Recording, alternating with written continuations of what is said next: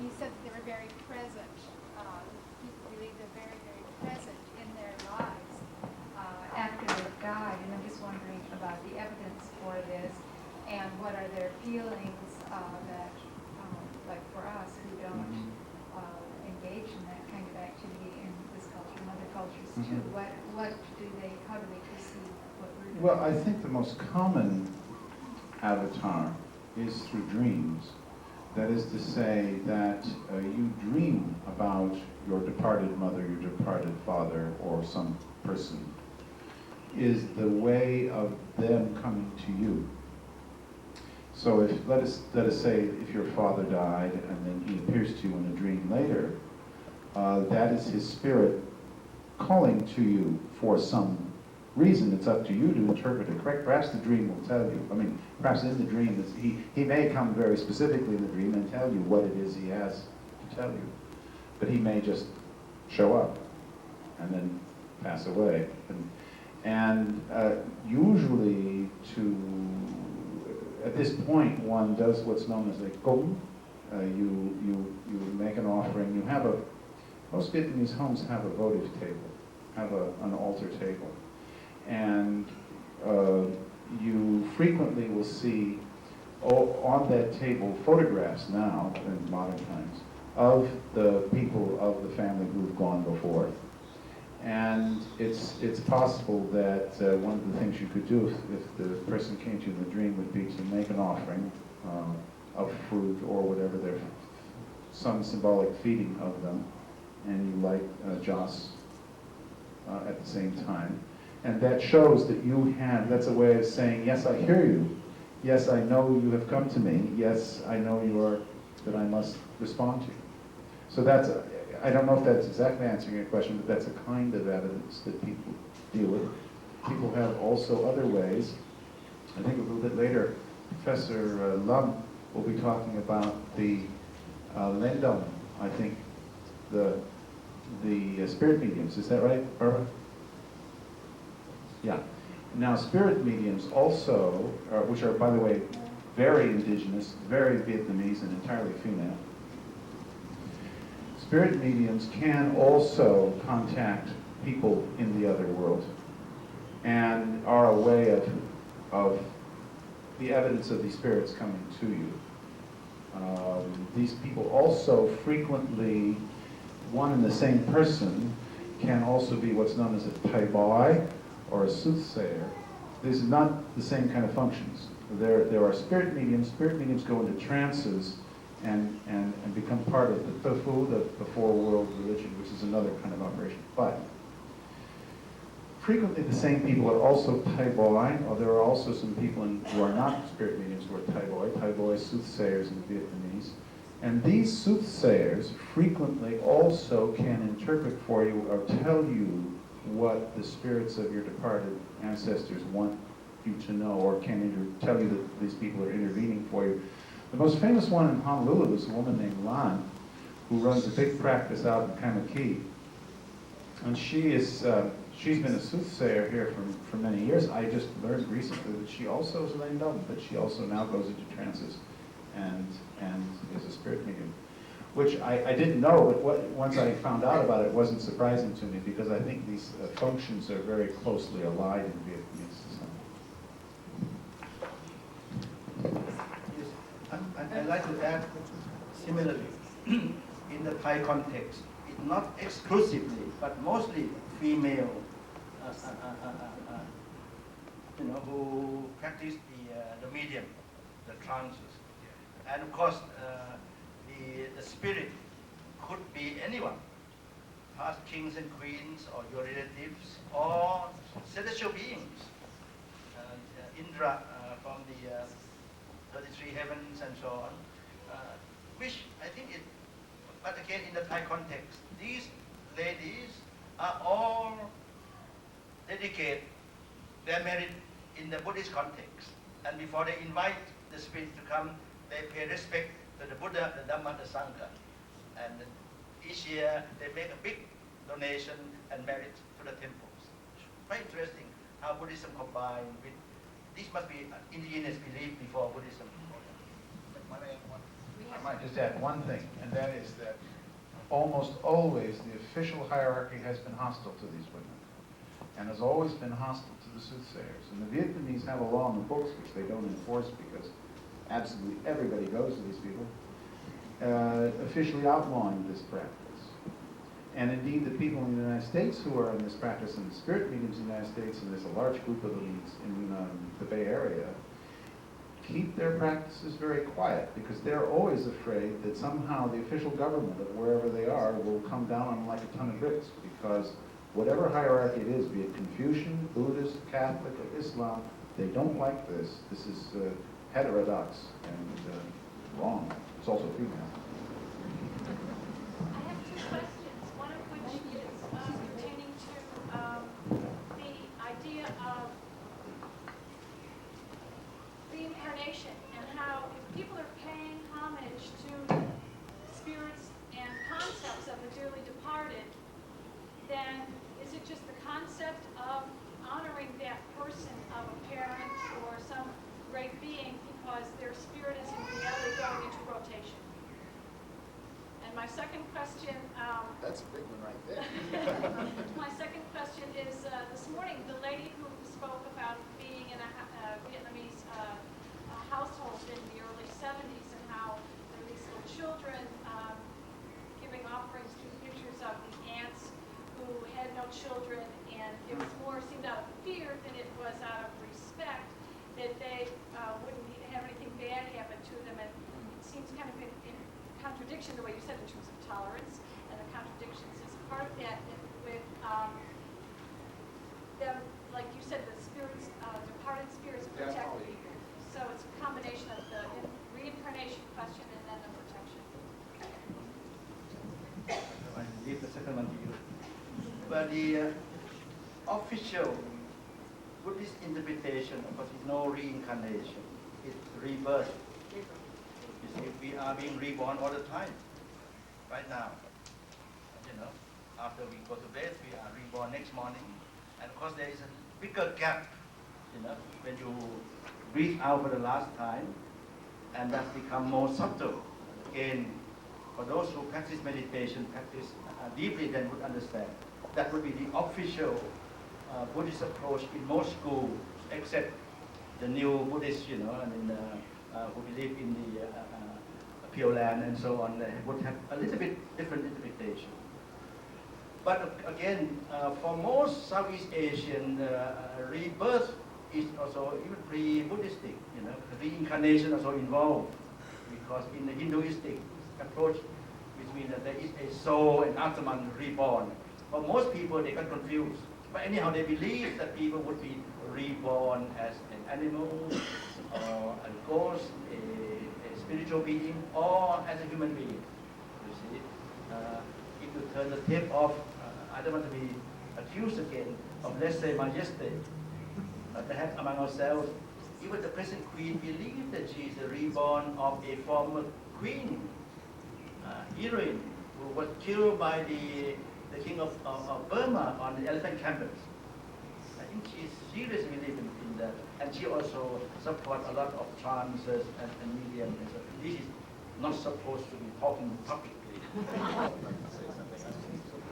About reincarnation, well, it's not particularly an indigenous Chinese notion, and in fact, the way they came to grips with this bizarre notion that individual souls actually got instantiated in different bodies over time was that they basically turned it into a clan affair where you could possibly inherit the sins of your own ancestors. And that was their way of kind of translating an alien concept, because as far as I know, you don't find anything like reincarnation in early Chinese notions. Eventually, through the medieval times, they come to grips with it, and you have a pretty orthodox Buddhist notion of rebirth. But earlier on, they have to go through the sort of transitional period of thinking, well, I've got a toothache because 7 generations ago, my aunt did somebody stink, and now they're fighting it out in the underworld, and that's my karma. It was a while before they could get to a full-fledged orthodox Buddhist notion about reincarnation.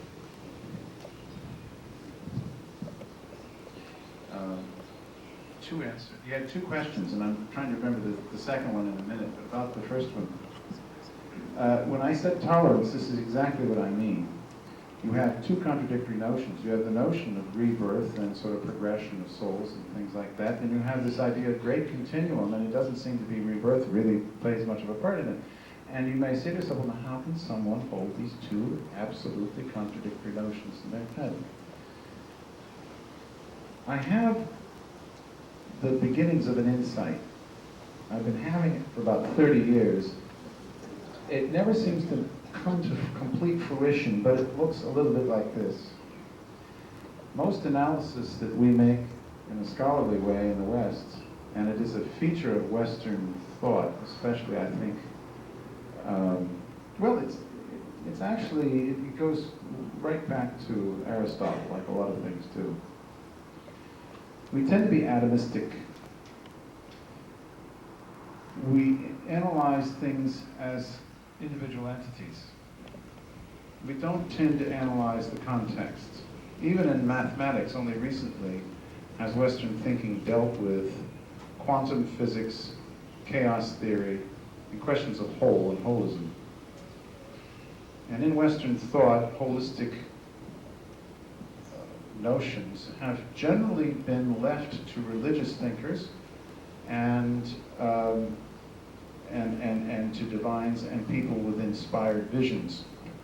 But they haven't tended to play a part in our, quote, serious, unquote, philosophical tradition, which has been very analytical and tended, therefore, not to tolerate contradictions.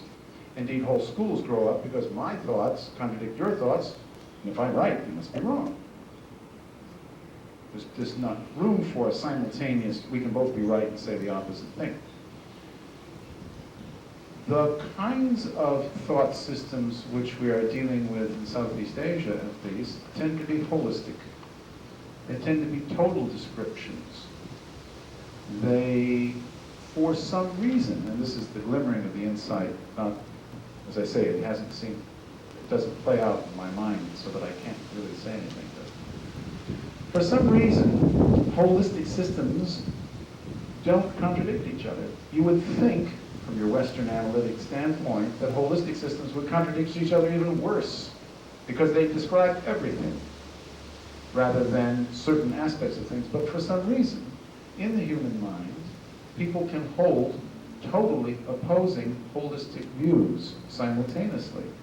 So that Confucianism, classically described, says, we don't worry about the next world. Confucius said, I know nothing of ghosts. The next world takes care of itself. Zhuangzi and the Taoists had a view of impermanence of this world and continuous becoming that also became part of Buddhism, if it wasn't already. These are very, very contradictory ideas. Yet many Chinese traditionally were Confucians, Taoists, and Buddhists all at the same time, even though the early writers spent a lot of their time saying what a bunch of scoundrels the other guys were. It didn't bother them a bit. So that's the answer to the first. I think you can hold holistic notions simultaneously that seem to contradict each other and not be bothered by it. Second question was about the children who were, for ants who died without children. Yeah, who were making, well, you see, when someone goes into the next world, you have to take, they need care and feeding, just as people in this world needed care and feeding when they were in this world. And if these people have passed into the next world with no progeny, with no one regularly assigned to do it, then someone must do it. In Vietnamese traditional graveyards, if they're kept up correctly, there are special provisions for wandering souls and for people who don't have anyone to take care of them. And in fact, it's an act of I don't know what, grace, aliyah, I don't know what the proper word is, of merit to do the ceremonies and so on for the wandering souls, for people who have died and without progeny. It's a feature, traditionally in Vietnam, of how you treat battlefields. Once people are killed on the battlefield, they're dead, they are no longer enemies. They now are souls, and they all the dead must be taken care of. And if these soldiers went far away from their lands to die, now they must, it's a peculiar thing. And I'll just end on this. I myself do not believe in the MIA POW conspiracy that there ever were large numbers of Americans being held in Vietnam for ransom and all that, even though there are a lot of people in the United States who do believe that. I don't think that's the case. However, and for many years I thought that the whole American effort to find the bones of the dead and so on in Vietnam had a certain political aspect to it that was very unrealistic. But I think, in thinking about it a little bit more, that probably the Vietnamese, in some way, very much understand, if they're, at least psychologically, the need for the accounting of the dead, the need for finding where someone is physically. Because in fact, in Vietnamese practice, this is also very important. The thing to retain about this whole question is that if there are a few hundred or a few thousand American missing in action in Vietnam, there are hundreds of thousands of Vietnamese missing in action. Hundreds of thousands. Most of the graves of most of the soldiers in most of the Vietnamese villages are empty. They are empty. They don't have the bones in them. They don't know where they are, and they have no way of finding them.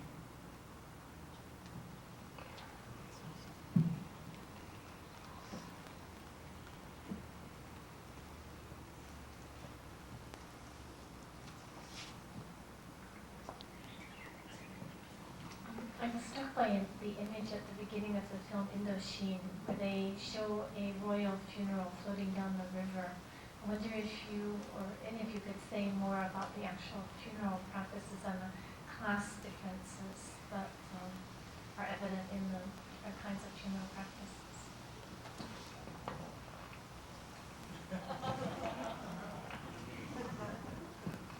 But I have no idea about funeral in Vietnam.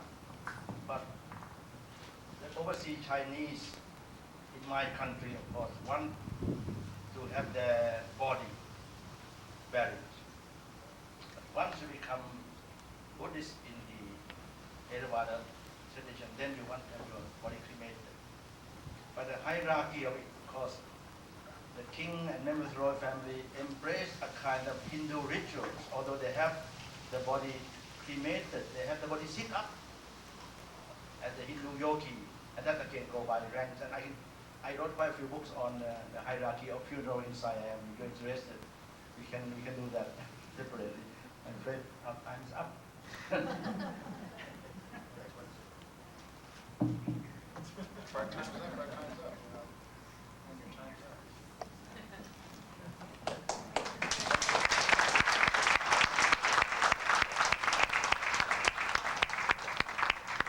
Thank you very much, all of you.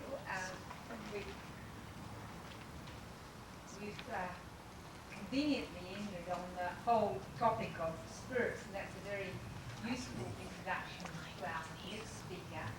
It's always also a chance for me to go down memory lane, because one of the very pleasant things about being in Hawaii is to meet so many of my student friends from student days. Professor Lam is one of those. We've had a very long association over the last 30 years. The students together at Cornell.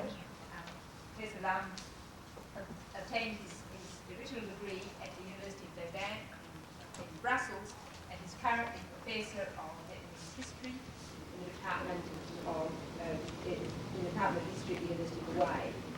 And he's going to talk to us about medium costs.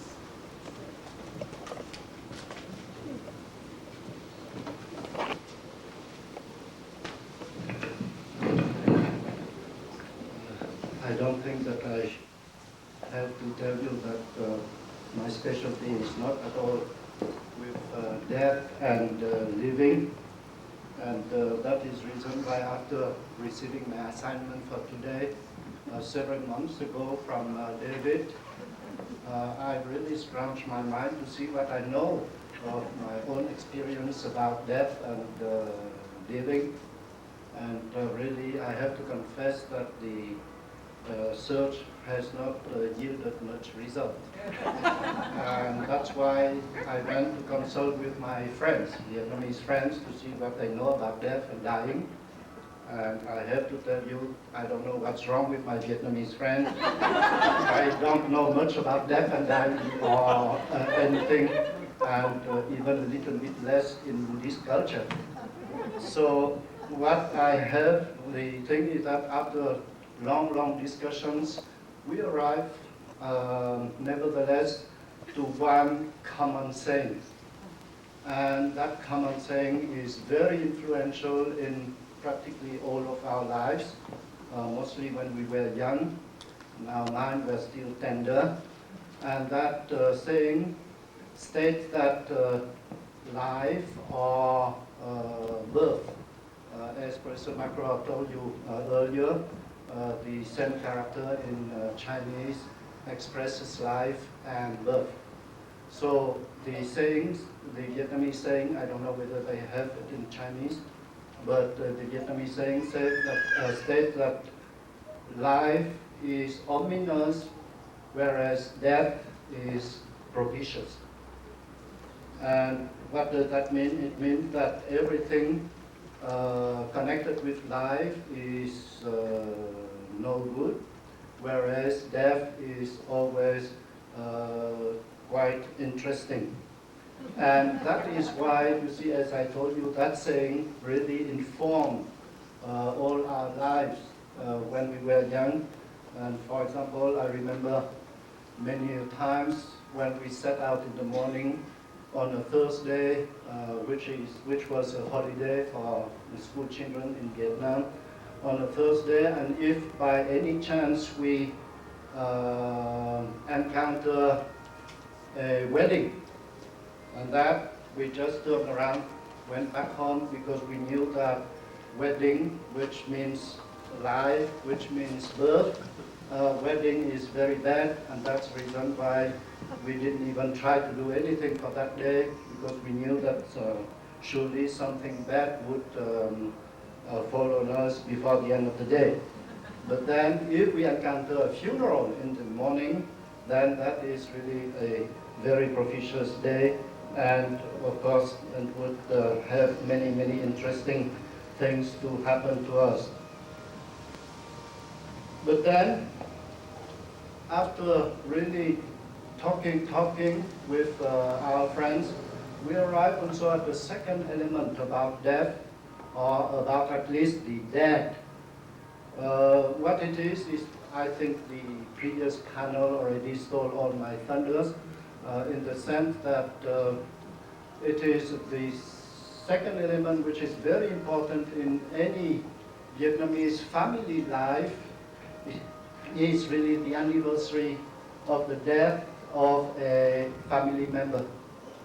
That is an opportunity for people to remember the dead person, of course, but it is also a very interesting opportunity for social encountering, because that day, the anniversary of a death of a parent, for example, is the opportunity for all the members of the extended family to come back and have and share a meal which had been offered to the dead person.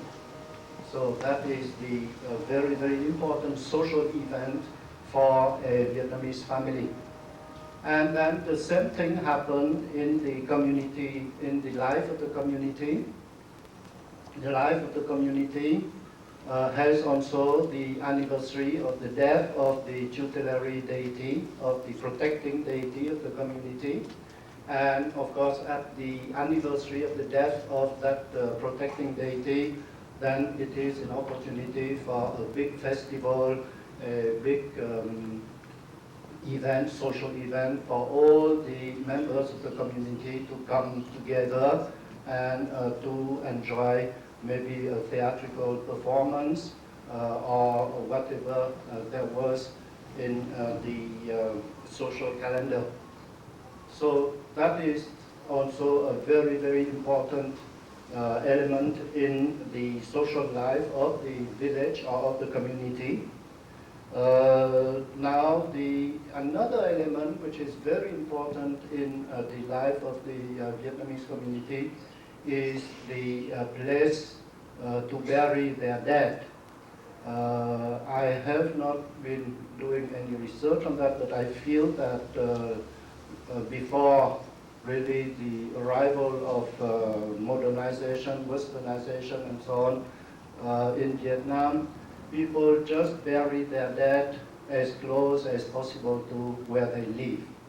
And that is the reason why I think many observers of Vietnamese society have declared that the Vietnamese society is a society where the living are, where the dead are living with the living, so that the whole stage is shared between the dead people and the living. And that has the consequence that the Vietnamese really put a very, very great importance on the care of the burial places. One thing I just heard from a friend who came back from Vietnam, over the last few years, as you know, things have become a little bit better in Vietnam. The economic situation seems to have improved, at least for a certain type of people. So now, for example, are sprouting all over the big graves. They build practically the whole city for the dead. So all that are really what we have come together, and that is what I wanted to share with you before I can get into the real talk, which is a medium, but already also I think Sulak has said quite a great deal, as well as Stephen Harrow. And it does not mean either that the cult of the medium or the fact of communicating with the dead is my specialty either. The only thing is that there are quite a few books on the cult of the medium in Vietnamese society, and that is what I have done after receiving the assignment, and after we have more or less said that I don't know much about the dead, then we settled on the medium. And this is what I have found in the library, and I come here today to share with you. So this is, since we have the thing here, I'll try to. The cult of the medium is really, oh, here, all my talk. The mediums are playing.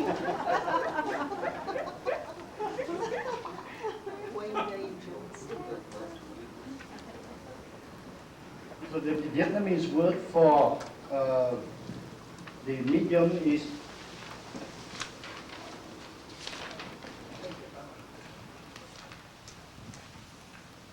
I'm very glad that it happened to me, because then now I have the excuse to be unorganized, disorganized.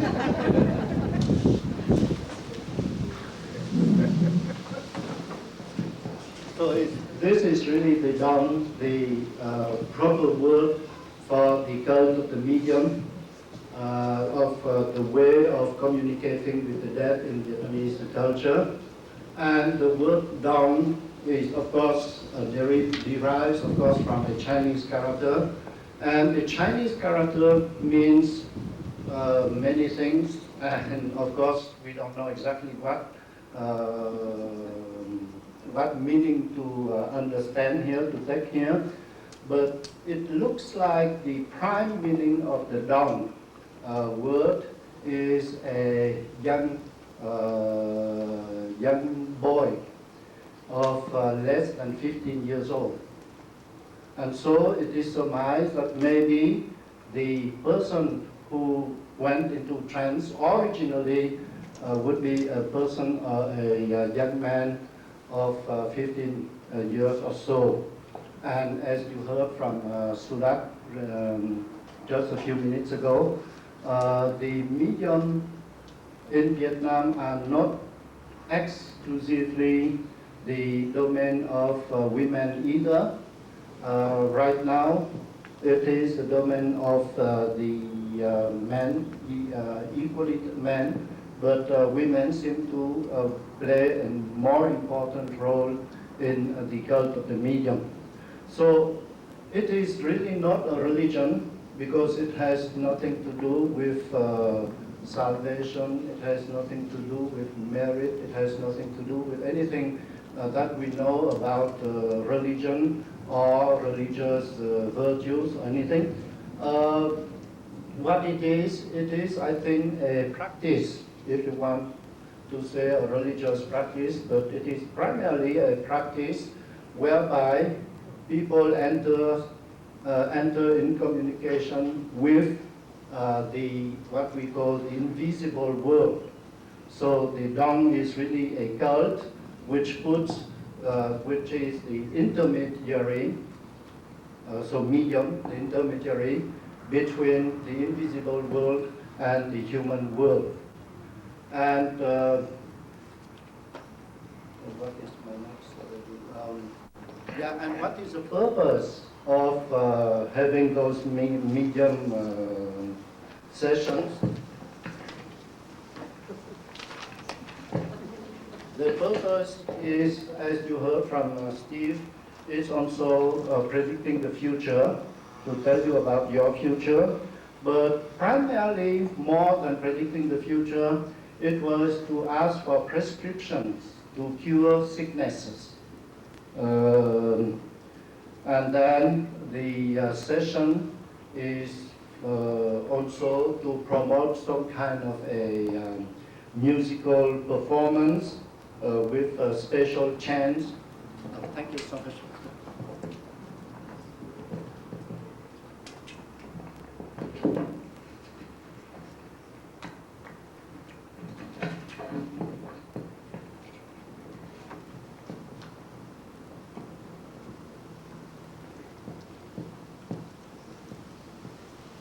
So all the words coming into the exercise of the cult here is also in Vietnamese the word bóng. Bóng, which means a shadow, a shade or shadow.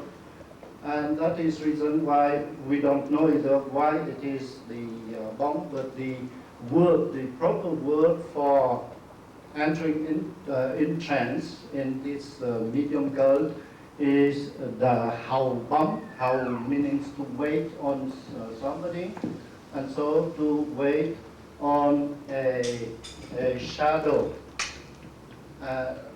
So that might be, the bóng might simply express the shadow of the deity or the shadow of the dead person you want to enter into communication with.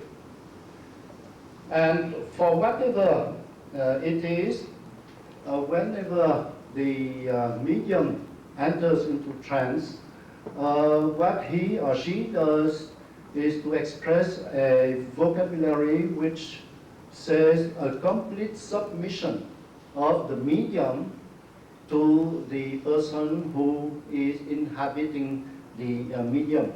For example, if the medium is a spirit, then the medium would address the spirit as master and would refer to itself, if you want, himself, herself, as a servant.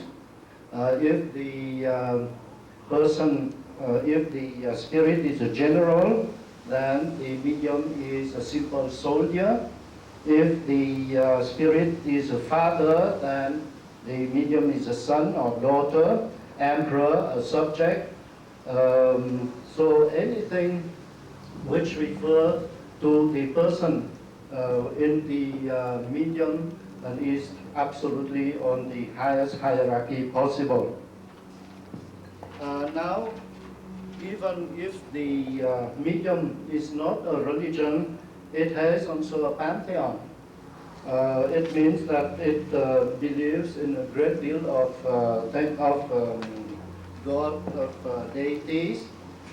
It would believe in, of course, in Buddha. It would believe in Kuan Yin. That is one of the main goddess in the medium cult. It also has some other bodhisattvas. It believes in the Jade Emperor of Taoism. So when you talk about tolerance, this is absolutely a complete tolerance or mixture of everything. It believes it also has the southern star and the northern constellation. It has 5 great mandarins. It has 4 holy dames. It has 10 princes and 12 immortals, and then 3 young princes as the pantheon, as the composition of all the gods and goddesses. And then in addition to all those semi-historical figures, we have really plenty historical figures, and all of them are related to Vietnamese history, to Vietnamese personalities. For example, in Hanoi, right in Hanoi, we have a temple to the goddess, to the lady who was somewhat considered the mother of all handicrafts. In Hue, for example, in the central part of Vietnam, we have a temple for the mother of water, the water goddess, which refer to a historical personality in the region. And then somewhere else we have the Holy Mother of the high mountains. So you see, all of those are historical figures and are part of the pantheon of the medium. So now, if you want, I can give you somewhat, if I can find the paper, the typical session of a medium. So what you do is to gather some people in the temple, and that session has three very distinct phases. The first one is everybody sit down around and in a semicircle in front of an altar filled with fruits, with offerings, and then people started to dance in very large gestures, and then the medium herself or himself and start to detach herself from the rest of the dancers, and acted more and more as if she or he was under the influence of the possession of the spirit. And then on the third phase, then she or he would sit down and then answers all the questions that the audience have for her about their future, about sicknesses in the family, and so on. Anything you want to ask of the departed people. And so now the first phase, then before everything ends, the medium would go to the altar to ask permission, and then people would pray while dancing, pray. And the medium herself, or mostly herself now, assisted by 2 women. Then they all, 3 of them would offer incenses on the altar, and then they would go back into the audience. They would now distribute betel nuts, the chewing thing there, the betel nuts, or they can also light up a cigarette or pipe, and then also drinks a great deal of alcohol. So after a while, then the medium would put 2 hands on her face, while her assistants put a red veil on her head. And the color red is a sacred color for the medium. During all that time, the orchestra plays with singers very exciting tunes. I have here a tape. I don't know, we have a tape recorder to give you the music, but that is the very, very special music accompanying a seance of medium. So the orchestra plays with singers and so on, and then after a while, then the medium moves her head and her whole body gyrating around, then finally signals by her hand that the spirit is in her. And if it is a female spirit, then she would extend her right hand. If it is a male, then the left hand. And then with her fingers, she signals the ranking of the spirit. So one finger for the first rank, two fingers for second rank, etc. So it's the hierarchy of the pantheon that I just read to you. And then she removes her hand from her face. The assistants remove the veil from her head. She goes out and washes her face in a copper container, continues to smoke or to chew or to drink, whatever she has been doing. She continues to do it, while her assistants dress her up with the clothes of the spirit. So by now, you see, they know which spirit has entered her, and so that is the clothes of the spirit who is supposed to be in her. And then she starts to talk, to give instruction, to answer questions, to dance the dance of the spirit. So each spirit has its own dance, in general, of course. And then the sword dance, or the dragon dance, the oars dance, to row, the oars dance, and so on. The dance which is appropriate to the spirit. And while she's dancing, she's also distributing talisman, distributing pieces of paper or parts of a cake, whatever, on the money, the beton, the money, or simply fruits and flowers that she finds on the altar.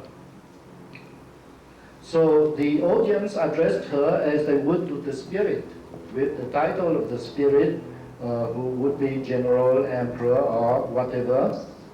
And then when the seance is finished, the medium then would sit down, put her head back, and pass the hand with the appropriate number of fingers on top of her face.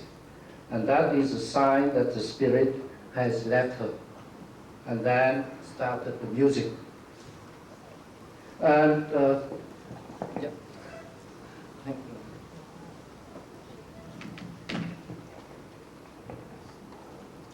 you. This tape is a very special tape. I mean, a commercial tape, but it's made in Hanoi, and I have put the second part on because the first part is all kinds of political things. Celebrating Ho Chi Minh, celebrating the people in the communist regime, so I don't want you to hear that. This is to celebrate the beauty of the landscape in Vietnam. So the tempo is very fast.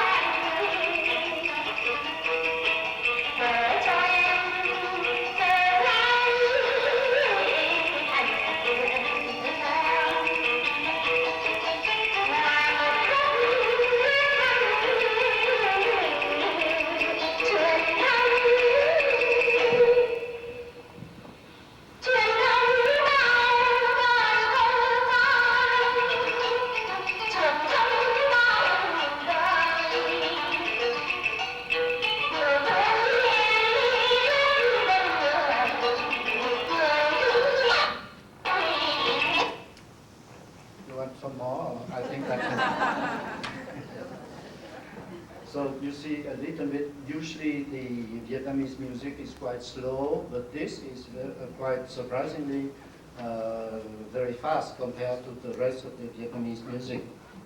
The medium. Usually you see the medium is chosen during one of those sessions. The spirit would go to anybody in the audience and chooses the person that the spirit would like to be the next medium. But I don't know how the spirit know that, but usually the medium are women, chosen as women there by the spirit, and usually women who are quite well off, coming from very well off families, because you see the medium has to pay for all the expenses of the seance. The fruits, the talisman, sometimes they have fans, they have all kinds of things that they distribute to the audience. So the person who goes in trance has to pay for all that. And it has also, the person has to be in a very good health, mentally and physically. The only thing is, in Vietnamese society, in the modern Vietnamese society, medium are quite ridiculed by the common people, because most of the time they are not fully normal people. As this is, I take from a book, I am not putting any moral judgment on that. Mostly people who have been divorced, people who have been married to Europeans, widows, wife without male children, or unrequited lovers, etc. So that is from a book according to the statistics, social statistics that I have made of the medium in North Vietnam. When they ask people why they want to be medium, the answer is that it feels very good after the possession, and also that they would really become sick if they don't go into in trances.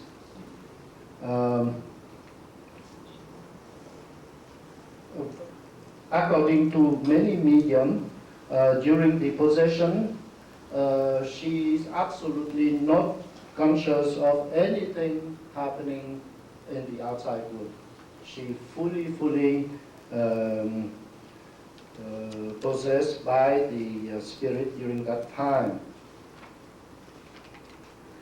I think that is more or less what I have. Yeah, now one word about the music. The music is usually a hymn to the homage of the spirit. So you see, usually they want to ask for the general to come into the medium. Then they would play that tune sung by musicians, the tune and the rhythm appropriate to the incarnated spirit. And also then the words describe the life of the deity, list the offerings, and also the words ask for peace, happiness, and longevity, or sometimes the music also puts out very precise requests of prescription for sickness and so on and so forth. And as the Professor Harold has told you, this has been frowned upon by every government, and I think the communist government has not been very lenient to the medium cult either. But ever since '86, everything seems to have been completely freed. And so right now, if you go to Vietnam, you can see those seances very easily. There is a special temple, for example, in Hanoi, and you go there at any time of the day, you hear that kind of music blasting all around the temple. In Hue, as I mentioned, to you also that we had a special temple there for a special spirit. And there also, I think we can, one day I came there with about 10 American students, all white. And the medium was dancing, was distributing paper money. So she gave all to us, to all of us, and it was completely public and completely open to everybody who wants to stop by.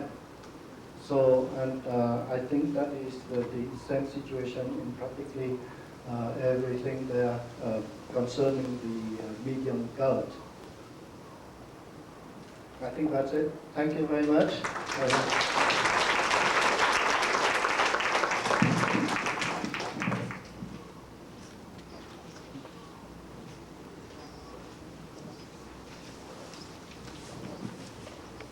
Ask people love to sit over here while we have the response from our two respondents, because I'm sure some of you have some questions. So yes, they our first respondent is Dr. Danilo Pons, who's Professor of Psychiatry at the Burns School of Medicine at the University of Hawaii, Manoa, and also works at the Kaparani Medical Center. He specialises in adolescent psychiatry, and he's become well known for using Buddhist approaches to psychiatry, and I understand has even observed that the Buddha may have been the world's first psychiatrist. So, Dr. Pons.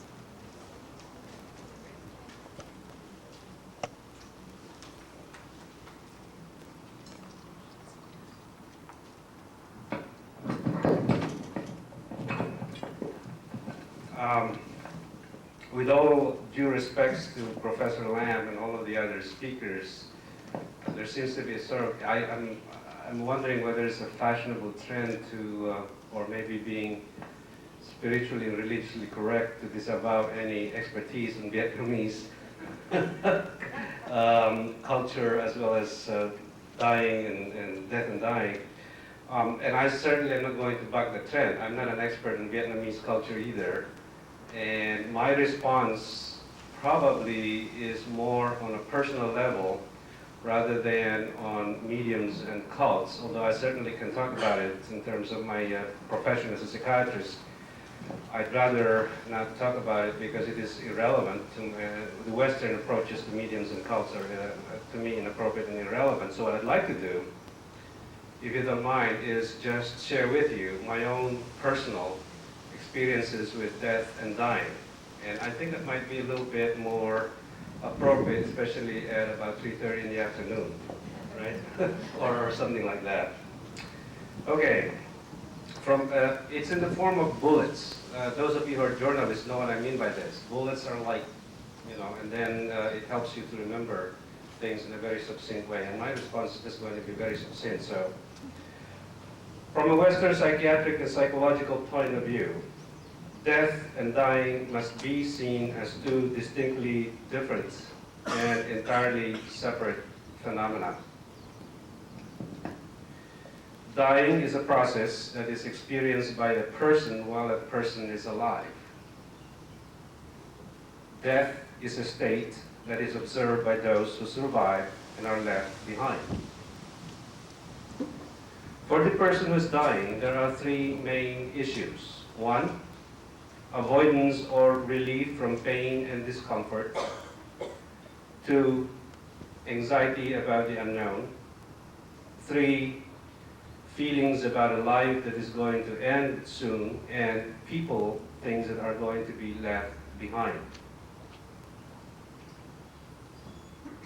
For the survivors, who must deal with the death phenomena, the issues are entirely different. One, legal issues like cause of death, inheritance, probate, and all of that. Two, logistical issues like the funeral rites, burial site, eulogies, who to exclude from the rites, and so forth and so on.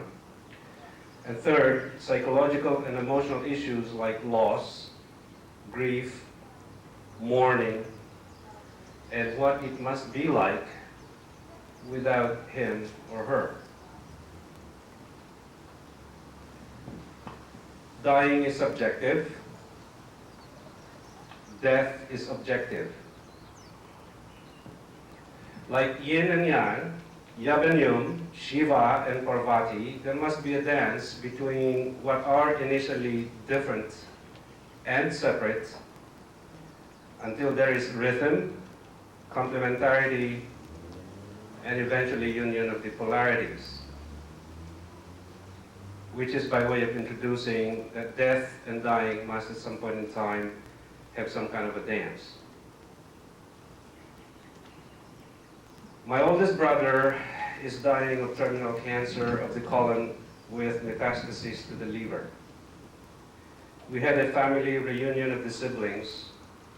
Our parents are dead. About 3 weeks ago. He lives in Arizona. We had the dance of death and dying.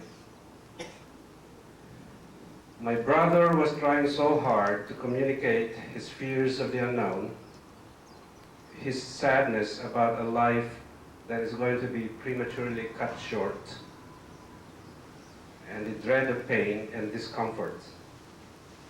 On the other hand, we, that is to say my brother's family, my other brother and my sisters, were struggling and preoccupied with other new therapies that had not been tried, where he was going to get buried, what kind of funeral arrangements will be made.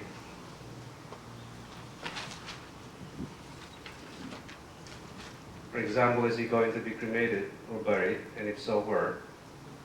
Who will deal with his children, who seem to be unable to deal with his dying adequately? And by the way, what is meant adequately dealing with his death? We all, each in our own way, were attempting to dance the dance, to connect, to touch with each other, to get death and dying together. At the very last minute, when I was leaving for the airport and saying my goodbye to him, we had a few precious minutes alone. I could not contain it any longer, and I broke out in mournful sobs and told him I was scared and I was in pain. He gave me a reassuring hug, and finally, through his tears, took charge, as a big brother would, consoling a distraught youngest brother. He said everything was going to be all right.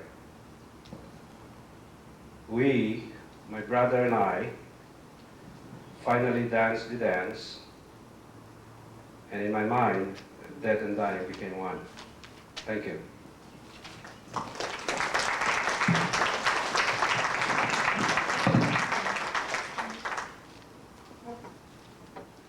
Thank you very much indeed, Dr. Prince. Certainly has been a very moving experience. We have one more respondent noted, but I'm not sure if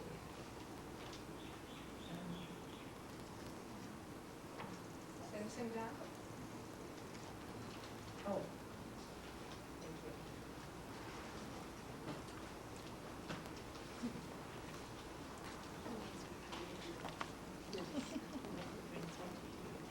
I'd like to introduce to Mr. Sengdao Ratnasame, who's a native of Laos.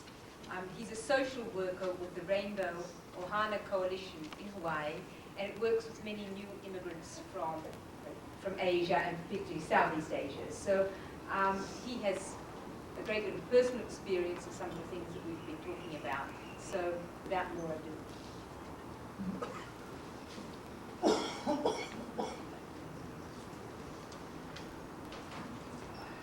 I'm quite nervous because when people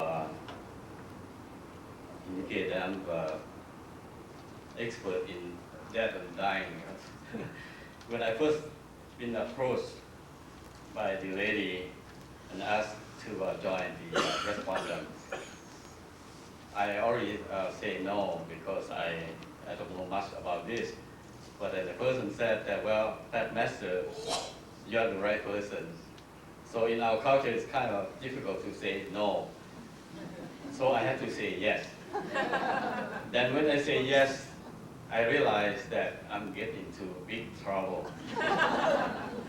Anyway, like I said, I don't know much about this. But one of the things would help me to at least share with you that I stole my wife's term paper. She write about the Laotian ritual of death. Portion of this might help you to understand about the Lao culture. So forgive me if I will read part by part the thing that relate to perhaps help you understand that. That is one of the most significant events in the Lao society. It signifies the passing of worldly pain and suffering in this life into the new life in the next world.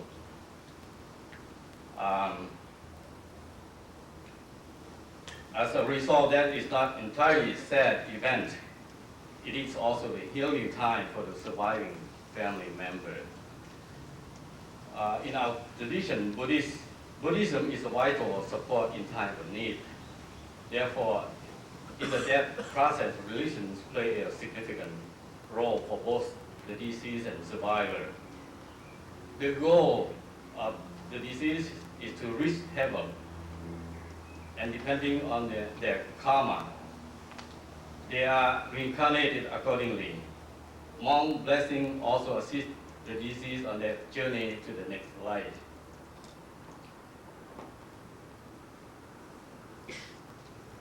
In the circumstances allow it, most Laotian people spend their last day at home. After the death is announced, immediate family members get together to perform formal ritual. The formal ritual led by the senior or head of the family.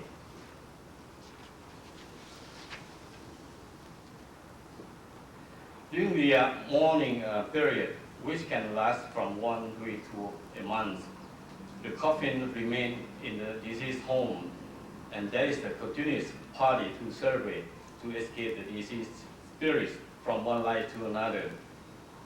The purpose of celebration is to help to cheer up the family, and monks are also present to offer their prayer for the deceased and to give sermon to comfort the family member and participants. Most of the time, almost every day during the first 7 days, friends and relatives would come to the home of the deceased. They play cards mostly. Of course, all the money, portion of that go to the family to help buy food and buy something to offer the guests. Even those here in Hawaii, it's illegal to play the card or the gambling, but somehow they strive to play for that. And that helped the family in terms of financial during the funeral process. During the first 7 nights, monks are invited to the deceased home to bless the person's soul and to relay a message to the deceased person's soul that he is no longer part of this world. Because Laotians believe that after the body is dead, the spirit remains near the body, looking at those who remain in material world. Therefore, the monk's blessing is very important for directing or telling the deceased spirit to go to heaven or onward with his journey.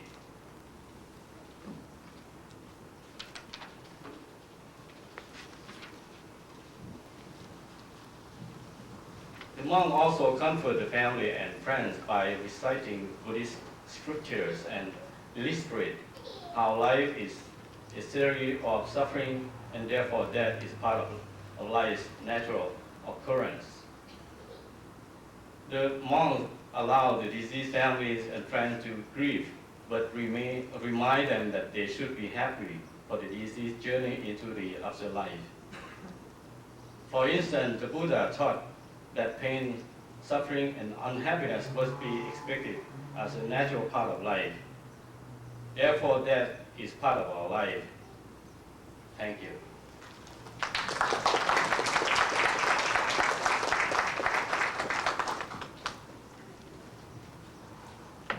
Thank you very much indeed. We have a short time left, so if some of you have some questions that you'd like to ask either Dr. Lam or either of the respondents, I think we have time to deal with those.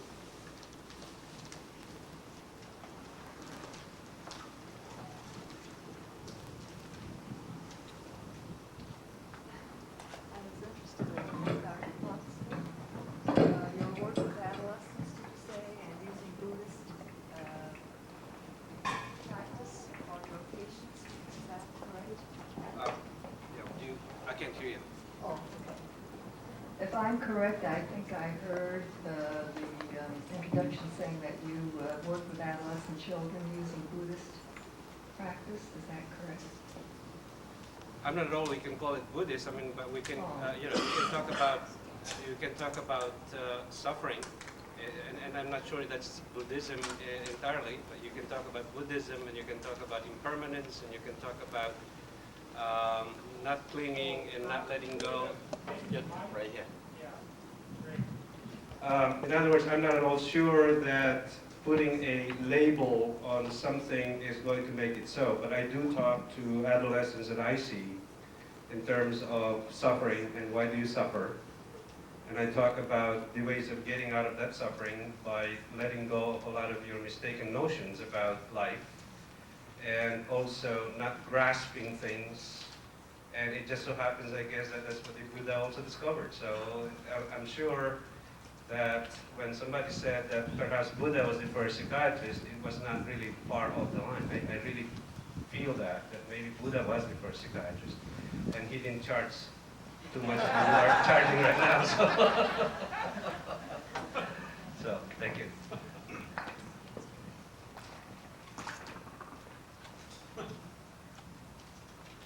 Well, I have a question, just for my own interest, for Dr. Lam.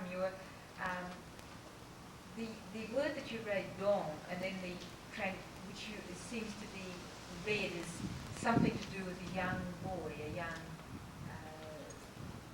15-year-old, less than 15. And then there's a transfer at some point in time to adults, as medium figures, and particularly to women. Can you, as historians, see any reason for that kind of shift, or why it should be located with young boys in the first stages? I don't know whether it's really the first stage, Mara. What it means is that the word itself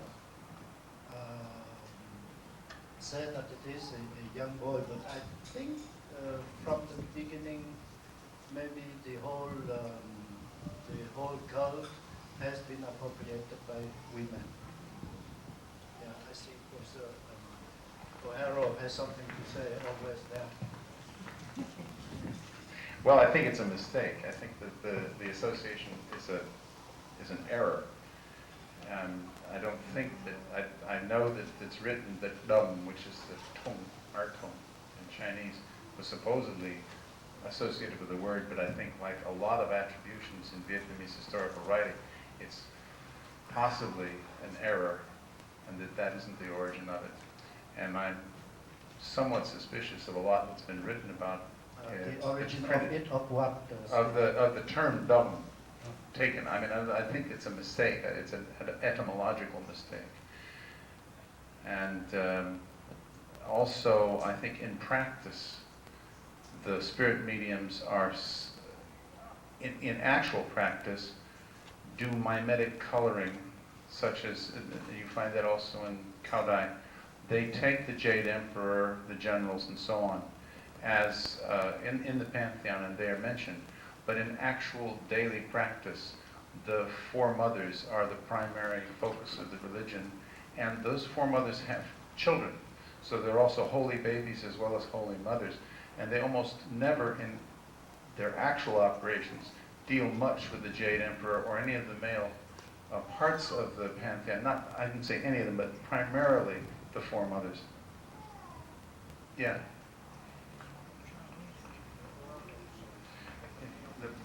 Yeah, I think they, it's a borrowed character is what it's, I think. Thanks.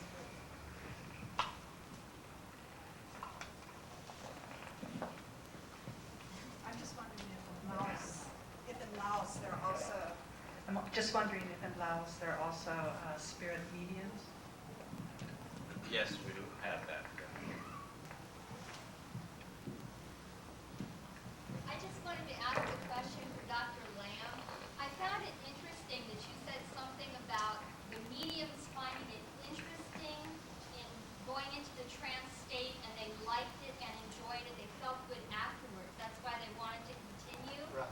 Okay. Did you find anything in your research, perhaps relating to related states of consciousness or self-hypnosis in going or being in those trances that might be connected with that?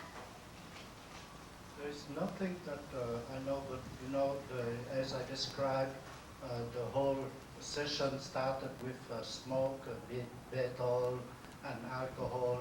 So all those things I think would really make you feel quite happy. And the only thing is that many mediums have said that if they don't go into trances for a while, they really become sick, physically sick. So I really don't know. You see, and that is something that really people don't indulge in. First of all, because as I said, all the mediums are ridiculed a little bit. They are a little bit marginal to society. So it's not a pleasure to be on the margin of society first. And secondly, it costs quite a great deal. That's why even people of means can only go into trances once in quite a long while. So they must have to feel pretty good to want to continue to do it. Absolutely, yeah. According to what I read, that I really feel practically indispensable to do it. I think without commenting on your question, that's the reason why I said that I could speak about mediums and cults from a Western perspective, but I'd rather not, because it would really be totally inappropriate, simply because when you have meetings like this and you start to talk about practices of other cultures, and you're not very careful that the paradigm that you're using is your own Western paradigm, you automatically would explain all of the things that are happening out there based on your own so-called paradigm, such as we, for instance, the psychiatric and the psychological profession in the West, would tend to explain all of those things in terms of either trance or either magical superstitions or regression to the womb or all those fancy kinds of explanations that we have in an effort to dismiss something that either we're very uncomfortable with, don't know anything about, or simply are not familiar with. And so I think that for my money, what I would do if I go to meetings like this is just to have a sort of an open mind and just really begin to absorb whatever it is that other people and other cultures may have to say, rather than explain it away and say, this is probably hypnosis. We don't even know anything about hypnosis here, but we use it to explain away certain things. Hypnosis, placebo effects, suggestion, and all of that, and worse, sometimes we call it brainwashing. So. The Laotians also believe that if you do good in this life, then you would go to the heaven. That's why the Laotians believe that Buddhist monks are a medium for the communicating with the deceased spirit. Therefore, if the family wants to send a procession of food to the dead person, they go to the temple to offer these things. For instance, they may offer food to the monk, not only to support monk, but monk can convey the food to the dead person by eating it themselves. Which is not unique to Laotian. I mean, it's also unique in the Philippines. I'm from the Philippines. I mean, and the priests do that too. Especially, they have what is minimum package. They have luxury package, meaning that you could the more you pay, the better supposedly the effect it will be. So. May I just add one thing? The Vietnamese don't believe that too much because they say, if you want to give me to it, give it now. Don't wait until I die. Good idea.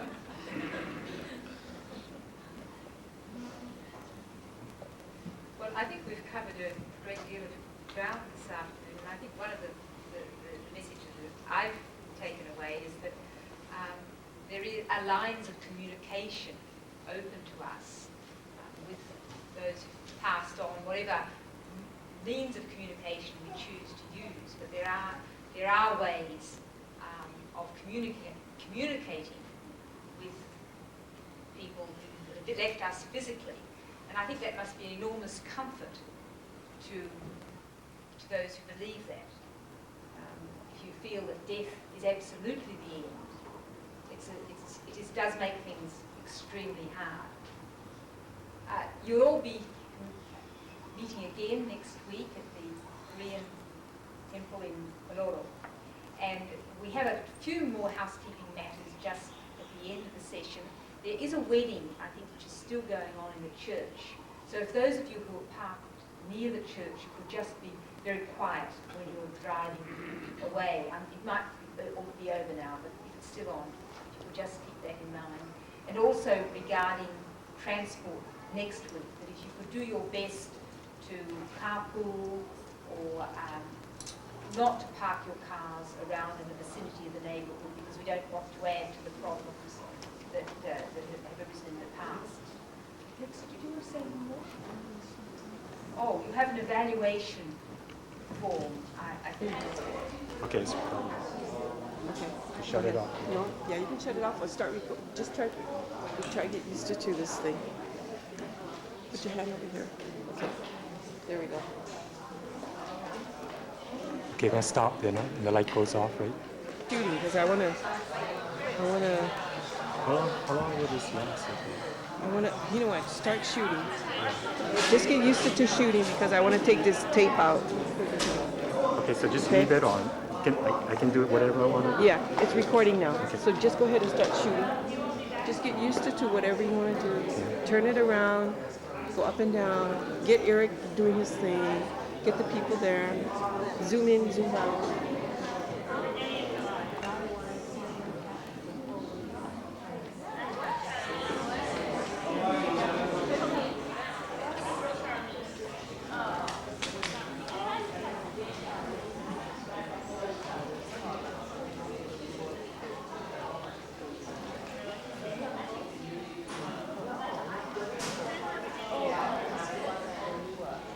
If I could have your attention, does everybody have a program? Those who do not have a program, could you please put up your hand? And could I get a volunteer to help distribute the program? The programs are over there. Secondly, this is the temple is we have lunch tickets. Vegetarian Korean lunch for $5. Normally $12. But for you, because you're so handsome and beautiful, only $5. And Monica in the corner is selling lunch tickets, but you have to buy them in the next 30 minutes. So lunch tickets, please buy for Monica in the corner. Lastly, evaluation form. No hot dogs or programs, but evaluation forms. Does everybody have an evaluation form? Anybody without an evaluation form? These are for... Oh, here we go. And I think... Anybody else needs an evaluation form? No one wants an evaluation form. Today, you've done this before.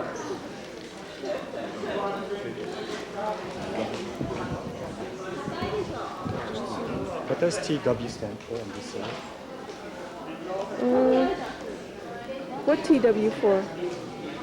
Yeah, you know, there's a bar that says T and W.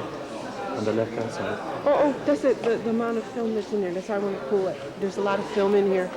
In fact, I'm wasting. It's sad. So pretty much, what do you have to cover? Just a speaker then, right? Yeah, but if I had my way, I'd cover everything in here. This camera's not in the way of it. Kinda. Huh? Kinda, but that's okay. So just cover the scope of it. Go underneath. Just be artistic by now.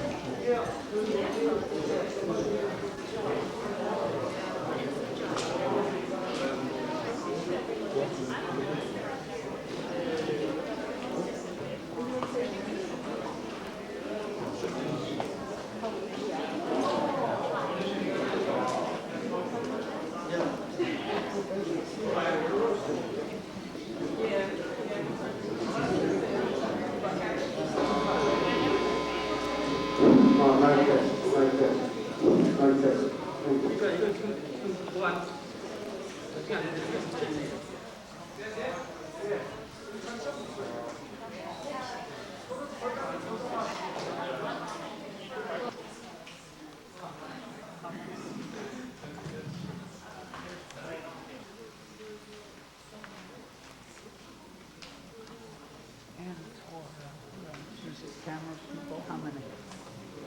How many would you like? So 3?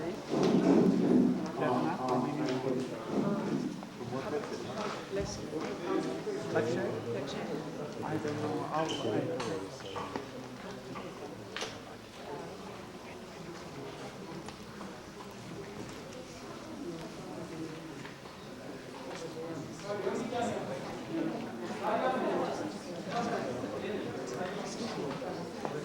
This light is not going to be able Please, there are that's all. seats in Just trying to get around. Please just come to the front. Make yourself comfortable.